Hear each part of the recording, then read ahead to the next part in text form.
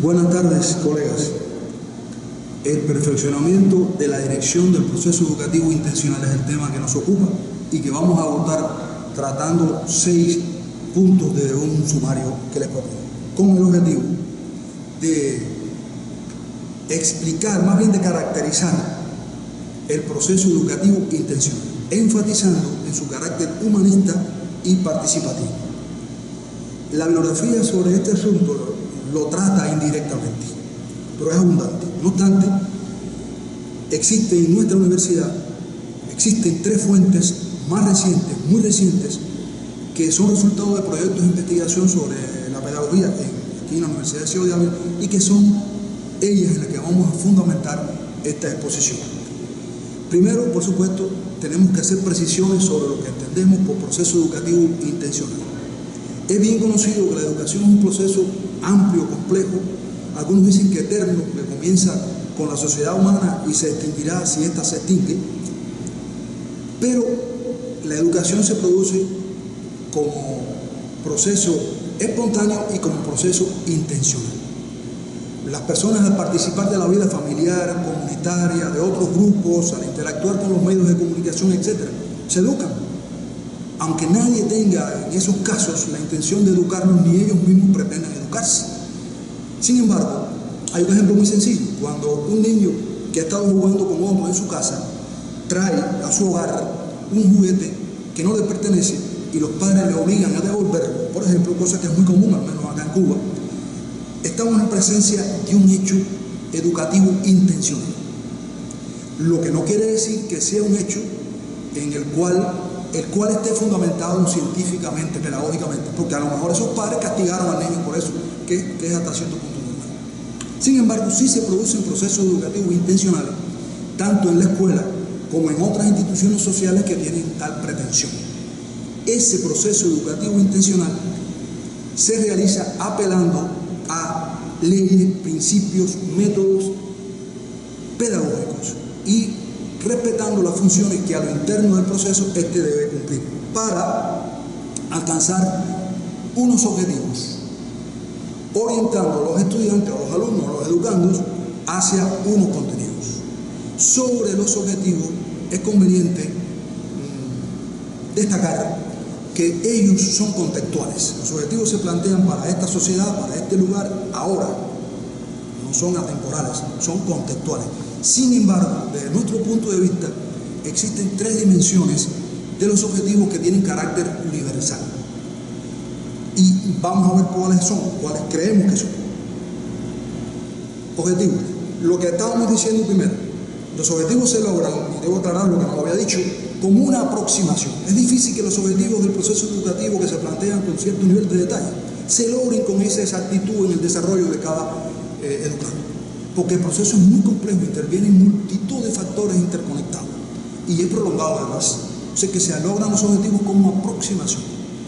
Ellos se plantean de manera general, pero deben individualizarse para cada educando. Esto último es difícil y como tendencia poco atendido. Aunque son contextuales, como ya había dicho, deberían contemplar, como también dije ya, 3 dimensiones que pensamos que son universales. Vamos a ver, dimensión científica, ética y dimensión estética.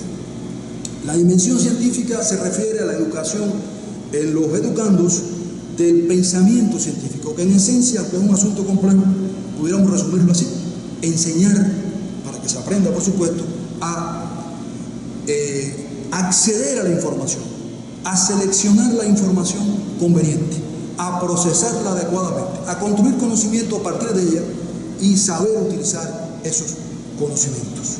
Por supuesto que la educación del pensamiento científico debe lograr la formación de con características de indagador, pensamiento indagador, cuestionador, crítico, transformador.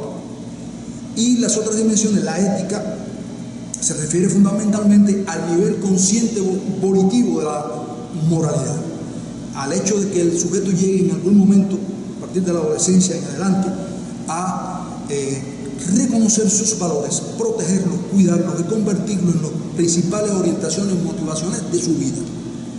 Y la dimensión estética se refiere, por supuesto, a la educación para apreciar la belleza y crearla. La educación estética debe hacer más sensible a la persona y por supuesto, al ser más sensible, tener más capacidad para aprender con más amplitud. Estamos convencidos, aunque quizás no lo plantea así la literatura que hemos consultado, que la inteligencia emocional no se refiere solo a el dominio de ciertas habilidades emocionales, sino que también se refiere al aprendizaje mediante las emociones. Por experiencia sabemos que ciertas intuiciones dependen mucho de estados emocionales y la educación estética favorece eso. Hay una estrechísima relación entre estas tres dimensiones, pero este no es el momento por la limitación de tiempo para abordarlo a más profundidad. Indudablemente que todo proceso educativo requiere de evaluación. La evaluación para nosotros no es más que la valoración del desarrollo del sujeto que se educa. Y lo más importante en la evaluación es la autoevaluación, la valoración de sí mismo. Por ejemplo, en estas tres dimensiones de que hemos hablado.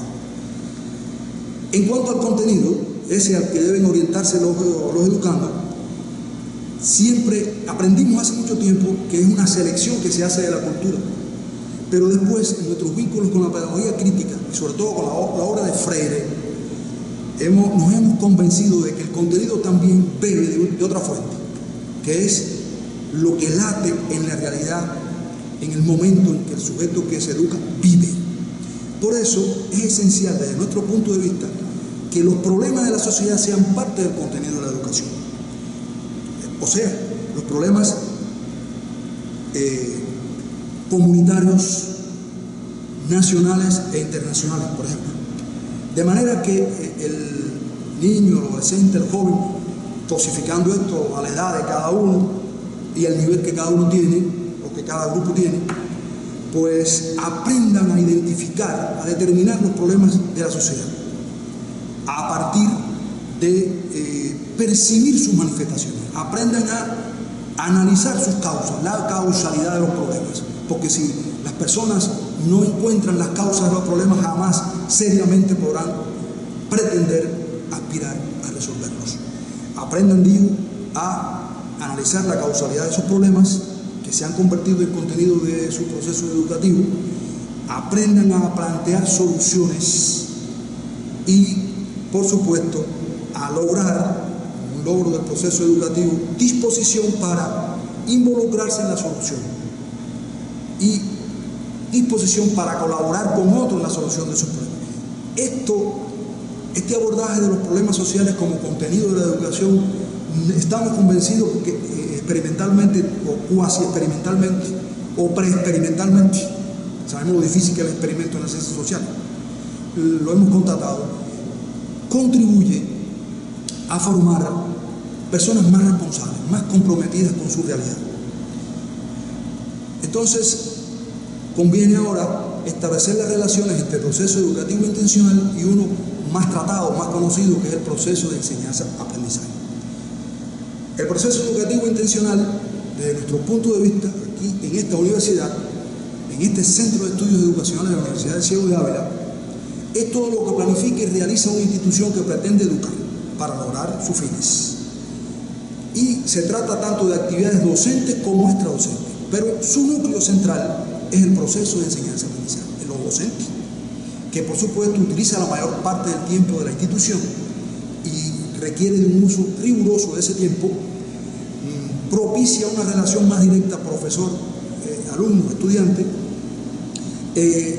está estrechamente vinculado a ese proceso de enseñanza-aprendizaje con unos contenidos previamente determinados para provocar el proceso de enseñanza-aprendizaje, un aprendizaje eficiente, aprender todo lo necesario o casi todo lo necesario en el mínimo de tiempo. Sabemos que, por ejemplo, una persona puede aprender mucho, incluso aprender lo que necesita un universitario de manera autodidacta, pero eso requiere una cantidad de tiempo extenso y no es eso lo que la sociedad, que cualquier sociedad necesita hacerlo en tiempo breve. Pero alrededor del proceso de enseñanza-aprendizaje están otras actividades que llamamos extradocentes tradicionalmente en Cuba, que son imprescindibles porque permiten ampliar la posibilidad de que el educando se vincule con la vida. La vida es tan amplia y compleja que no cabe en los marcos del proceso de enseñanza-aprendizaje, ni siquiera del proceso educativo, pero con las actividades extradocentes ampliamos las posibilidades. Esas actividades extradocentes, además, son útiles para entrenar al educando en la actuación un poco más espontánea y flexible. No siempre en la vida las personas actúan a partir de lo que ya planificaron. Las actividades extradocentes, además, tienen el valor de contribuir un cambio de actividad con respecto a los docentes, a la del proceso de enseñanza y aprendizaje, y por lo tanto puede favorecer el mantenimiento relativo de la capacidad de trabajo del educando durante el día, la semana y el año escolares. La relación entre pedagogía y didáctica. La pedagogía la asumimos como la ciencia que tiene como objeto de estudio el proceso educativo intencional. Para otras personas, la pedagogía es la ciencia que se ocupa de todo el volumen de conocimiento sobre educación. Para nosotros, todo eso está compartido entre las llamadas ciencias de la educación, entre las cuales la pedagogía es una de ellas, la central, que tiene como objeto de estudio el proceso educativo intencional. El proceso de enseñanza-aprendizaje es objeto de estudio de la didáctica.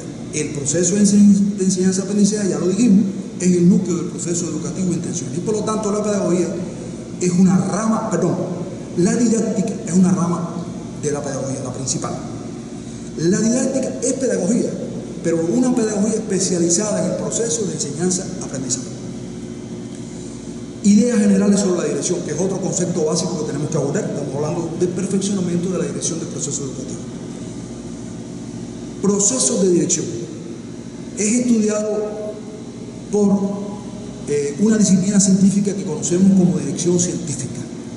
Y desde el año 1916, según los trabajos de Henry Payol, ese proceso se realiza atendiendo a unas funciones que casi nadie discute, que son la planificación, la organización, la regulación y el control. Y en el proceso de dirección se dan relaciones de subordinación, aunque no se puede negar que debe favorecerse la toma dentro de lo posible de decisiones colectivas. Sin embargo, este proceso no es suficiente. En el proceso de dirección, en una institución cualquiera, debe cumplirse unos objetivos que responden al objeto de la profesión, Entonces, por ejemplo, en un central azucarero, que es una institución que tiene mucho que ver con la cultura cubana, existe un director, un consejo de dirección, etc. Indiscutiblemente que esa fábrica de azúcar no funciona adecuadamente si falla la dirección. Pero no basta con eso para que se produzca azúcar en ese central azucarero. Hace falta que se produzca un proceso de fabricación del azúcar, que empieza con la llegada de la caña al central, con la obtención del jugo o guarapo, con el calentamiento de esa materia prima, con el manejo o el control de unas condiciones, pH por ejemplo, hasta que el jugo cristalice en azúcar. Eso no lo puede realizar directamente el director de central o el administrador, sino un técnico o unos técnicos capacitados para eso, que posiblemente no tengan ningún subordinado. Trabajan directamente con la materia prima. Claro, cuando hablamos del proceso educativo intencional se complica la situación, porque es un proceso donde el profesor, el maestro, no actúa sobre materia prima alguna, sino que interactúa con los alumnos, que a su vez interactúan entre sí y con otros múltiples factores de la realidad, complejizando ese proceso. Entonces, pero se realiza una dirección de proceso en la educación, la dirección del proceso educativo intencional, o gestión del proceso educativo intencional. ¿Qué funciones cumple la dirección de proceso? ¿Qué relaciones se establecen? Bueno, eso depende de la naturaleza del proceso de que se trate. El proceso educativo intencional, ya dijimos, es objeto de estudio de la pedagogía y se gestiona atendiendo a las leyes de esta ciencia. Sobre las leyes de la pedagogía, realmente no hay consenso. Es una de las razones por las cuales muchos dudan del carácter científico de esta ciencia. Acá en nuestro contexto mis colegas más cercanos defienden que existe una ley de la pedagogía, la relación socialmente determinada entre los fines de la educación, los objetivos que se determinan y la dinámica que se provoca para alcanzar esos objetivos. Desde el punto de vista personal, creo que existe otra ley más. Reconozco esta y existe otra más defendida por muchos autores, que es el vínculo del proceso educativo con el resto de la vida. Existen más argumentos para eso, para defender esa idea, pero por supuesto por limitaciones de tiempo no podemos abordarlo. Los principios del proceso pedagógico son menos conocidos. Más conocidos son los principios didácticos. Aquí en Cuba, hace más de 30 años, se estudiaban los principios de la educación, paralelos a los principios de la enseñanza. Después la doctora Fátima Aldini y sus colaboradores elaboraron un sistema de principios del proceso pedagógico. El doctor Ramón Pla y colaboradores, a partir de los estudios de estos antecedentes, hicieron una propuesta de principios de la pedagogía, que después se ampliaron en un proyecto de investigación posterior, y realmente contamos con un sistema bastante amplio de principios pedagógicos. No pueden, por lo tanto, abordarse todos aquí. Sin embargo, hay dos que no pueden pasarse por alto. Nos referimos a la educación, al ejemplo del educador. El proceso educativo requiere de que el educador sea ejemplo. Es verdad que una persona que moralmente quizás no sea muy ejemplar, si sabe de una cosa, sabe explicar bien, sabe exigir a los estudiantes, quizás enseñe. Pero otra cosa es llevar el proceso educativo hasta su nivel axiológico. Eso requiere de ejemplo. Bien decía José Luis Noero, uno de nuestros principales educadores del siglo XIX, que instruir puede cualquiera, educar solo quien sea un evangelio vivo. Entonces, ya lo decíamos, el proceso educativo intencional se gestiona también atendiendo a las funciones que a lo interno él debe cumplir. Esas funciones han sido bastante tratadas, al menos en Cuba, pero predomina la idea de que son tres funciones del proceso educativo y tres también las funciones de los educadores: la función investigativa, la orientadora, y la función docente metodológica. Nosotros, en lugar de docente metodológica, preferimos nombrar o decir instructiva, y ahora no podemos explicar precisamente por qué. Serían estas las funciones de que hablamos. Y resaltamos la orientadora, porque en el proceso educativo, para llegar hasta el nivel axiológico en la formación de los estudiantes, necesitamos que estos sean orientados hacia los valores que se han priorizado. Y esa orientación tiene dos aspectos: uno externo, que es la ayuda que prestan los educadores, y otra es la motivación de los que se educan, la inclinación que en ellos se produce, la preferencia por esos valores. O sea, ese es el aspecto interno. La verdadera orientación es la que se produce dentro del que se educa, que se orienta, busca hacia donde sale el sol, porque de ahí viene la palabra orientación, de buscar como guía la salida del sol por el este. Entonces, por supuesto que la gestión del proceso educativo intencional requiere del método como componente conductor de ese proceso. Y el método, en la concepción que defendemos, principal, es el diálogo y la participación consciente. No se trata de la participación simplemente por convocatoria, donde los educadores toman unas decisiones y convocan a los estudiantes. Esa es válida, pero la más importante es la participación que incluye a los educandos desde el momento en que se toman decisiones sobre lo que debe realizarse. Claro, esto debe dosificarse al nivel y al grado de los educandos. El proceso de enseñanza-aprendizaje, por su parte, el núcleo del proceso educativo intencional, se gestiona desde la didáctica, atendiendo sobre todo a sus principios didácticos, que son bien conocidos y no los vamos a abordar. Y, entre otras cosas, la gestión del proceso de enseñanza-aprendizaje reclama la atención sobre las funciones didácticas. En Cuba se ha estudiado mucho sobre los llamados eslabones del proceso de enseñanza-aprendizaje, pero que son realmente muy similares a las funciones didácticas. Se trata de unos eslabones o pasos del proceso de enseñanza-aprendizaje para que éste cumpla sus cometidos, pero realmente esos eslabones existen para que el proceso cumpla las funciones que se necesitan. Por lo tanto, preferimos hablar de funciones didácticas, funciones del proceso de enseñanza-aprendizaje, que desde nuestro punto de vista y a partir de investigaciones que aquí se han realizado son las siguientes. Funciones que se dan en el plano de creación de condiciones para el aprendizaje, y son las siguientes: vinculación inicial con los hechos y fenómenos de la realidad. explicación teórica de esos hechos y fenómenos, profundización en la teoría, ejercitación metodológica y aplicación en la práctica.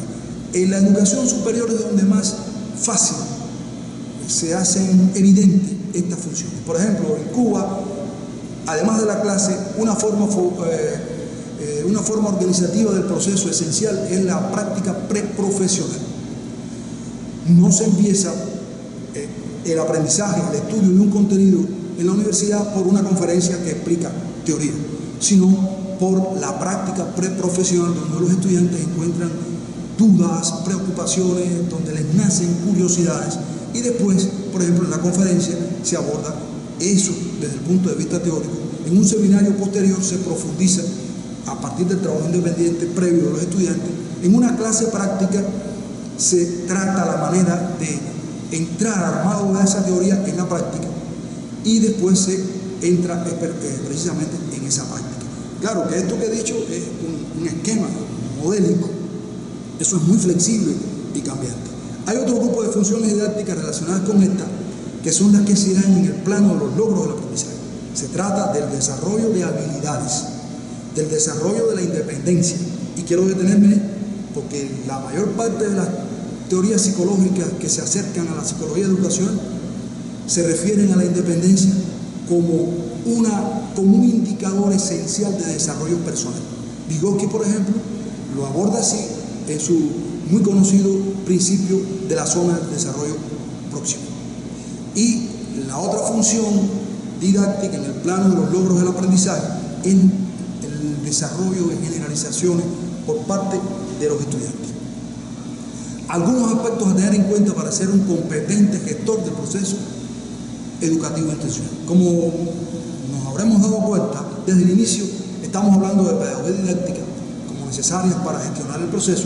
Sin embargo, hemos de alguna manera dado entrada al escenario a otra ciencia, que es la dirección científica de educación, porque la pedagogía didáctica sola, sin auxilio de otras ciencias sociales, no puede cumplir su cometido. Aquí van a aparecer otras ciencias, que son las que hay que tener en cuenta, junto con la pedagogía didáctica, para que el que gestione el proceso lo haga de manera competente. Y vamos a abordar tres aspectos fundamentales que, entre otros, hacen competente a un gestor del proceso educativo intencional. Se trata del aspecto tecnológico, el personológico y el comunicativo. El aspecto tecnológico se refiere a la capacidad del educador de cumplir unas funciones que primero son las que se refieren a las etapas del proceso. Esas funciones son diseño curricular, planeación de acciones, conducción del proceso y evaluación del proceso. Y otras funciones que tienen que ver con el alistamiento de cada educador. Y son la función de preparación del colectivo pedagógico, la autopreparación individual y la coordinación de acciones pedagógicas. Nótese de que estamos hablando aquí de preparación del colectivo pedagógico. Somos partidarios de la libertad de cátedra, no hay ningún problema con eso es correcto, pero eso no tiene que estar reñido con el trabajo colegiado entre los educadores, si es que el proceso tiene unos objetivos previamente acordados. El aspecto personológico se refiere a unos componentes que son los siguientes. El componente afectivo motivacional es más amplio, es complejo de explicar, pero solamente muy superficialmente diremos que se refiere a las motivaciones que el educador involucra cuando se desempeña en este proceso. Son motivaciones tanto extrínsecas como intrínsecas. Y, entre otras cosas, a la realización personal que desempeñarse aquí le permite al educador. El otro aspecto es el aspecto intelectual, los conocimientos que deben tenerse de lo que se enseña y la cultura general integral, por supuesto, de cada educador, que nunca se debe ser conforme con lo que al respecto se alcanza. El aspecto ético, del cual ya hemos de alguna manera abordado algo, y el aspecto político. Esta profesión, como cualquier otra, es compleja y difícil, por lo tanto necesita del desarrollo de la voluntad de los educadores. Por ejemplo, la perseverancia, el autodominio, porque hay que ser ecuánime a pesar del temperamento que se tenga, la decisión, la independencia, Y el aspecto comunicativo se refiere al dominio de habilidades comunicativas, que pueden ser muchas, pero vamos a referirnos a tres que son, desde nuestro punto de vista, generales y decisivos, que es la habilidad para la empatía, ponernos en el lugar del educando, tratar de acercarnos a sus estados de ánimo, comprenderlo, la habilidad para exponer con precisión lo que queremos enseñar y la habilidad para dialogar, que empieza por saber escuchar, saber preguntar, saber responder y saber conversar con naturalidad. El proceso educativo intencional es, entonces, por el hecho de partir de objetivos bien planteados, ideológicos, es nuestro punto de vista. Es difícil que un proceso que parta de objetivos no tenga un carácter ideológico. Ahora, en este caso, ¿de qué ideología estamos hablando? ¿Cuál ideología es la que subyace en la base del proceso educativo instruccional? Proceso educativo intencional. La ideología humanista, que es aquella que defiende los intereses del ser humano abstracto, atemporal, no, del ser humano concreto, inmerso sí en sus relaciones histórico-concretas. Esta ideología humanista, por supuesto, que necesita defender la vida y el resto de las condiciones planetarias que garantizan la existencia de nosotros, los seres humanos, la existencia de nuestra especie. Conclusiones. El proceso educativo intencional es amplio y complejo, conformado por todas las interacciones del educando con la realidad, que intencionalmente se provocan, promovidas principalmente por la dirección pedagógica del proceso con la pretensión de alcanzar los objetivos. El proceso de enseñanza-aprendizaje es el núcleo del proceso educativo intencional al que se dedica la mayor parte del tiempo, donde es más riguroso su uso, la relación profesores-estudiantes es más directa y las actividades responden a contenidos determinados previamente, con bastante precisión. El proceso de enseñanza-aprendizaje debe garantizar un aprendizaje eficiente. La pedagogía tiene como objeto de estudio el proceso educativo intencional y la didáctica es la disciplina pedagógica que estudia el proceso de enseñanza-aprendizaje. La dirección incluye dos grandes dimensiones: proceso de dirección, donde predominan relaciones de subordinación que no niegan la participación de todos, y dirección de proceso, caracterizada por las relaciones de los profesionales con el objeto de la profesión, a partir del conocimiento de las ciencias que en ese proceso intervienen directamente. La gestión del proceso educativo se realiza apelando a leyes, principios, categorías y métodos pedagógicos para lograr los objetivos previamente trazados. El proceso de enseñanza-aprendizaje se gestiona apelando más específicamente a la didáctica, sus principios, categorías y métodos para alcanzar sus objetivos que son más particulares. El carácter intencional del proceso educativo lo marca ideológicamente.